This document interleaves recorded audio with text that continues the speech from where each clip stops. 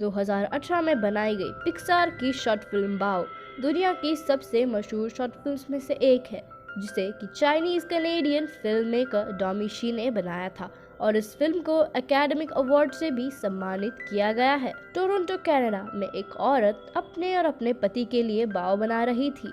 बाओ बनते ही वो उसे अपने पति के पास ले गई, जिसे कि ऑफिस जाने में देरी हो रही थी।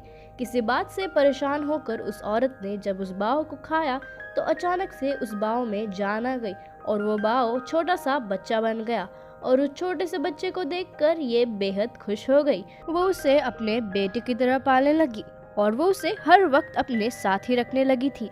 धीरे धीरे बाओ बड़ा होता गया और अपनी माँ को छोड़ वो अपने दोस्तों के पास जाने लगा।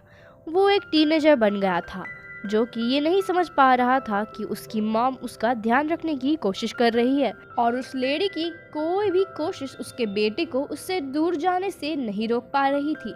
उस बाओ के रूप में उस लेडी ने बचपन से लेकर उसके बड़े होने तक का पूरा सफर देखा।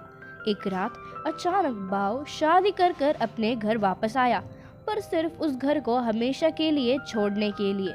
अपनी मॉम के लाख कोशिशों और समझाने के बावजूद भी बाओ रुकने के लिए तैयार नहीं था और हार कर उसने अपने बच्चे को खा लिया, जिसका उसने पूरे दिल से ध्यान रखा था। एक रात जब वो अपने बेटे को याद कर कर के रो रही थी, बाओ वहाँ पर आ जाता है और हमें पता चलता है कि बाओ और कहीं नहीं उस लेडी का असली बेटा होता है, जो कि उसे छोड़कर जा चुका था। बाओ उस लेडी की इमेजिनेशन का एक हिस्सा था, जो कि अपने बेटे को खो चुकी थी, अकेली हो चुकी थी और उस बाओ में वो अपने बेटे को ढूंढ रही थी, जिसे कि वो याद करती थी। और आज वो बेटा अपनी मॉम के पास वापस लौट कर आ गया है। पहले तो नाराज होने की वजह से वो अपने बेटे के साथ बात भी नहीं करती, फिर उस मॉम ने अपने बेटे को माफ कर दिया।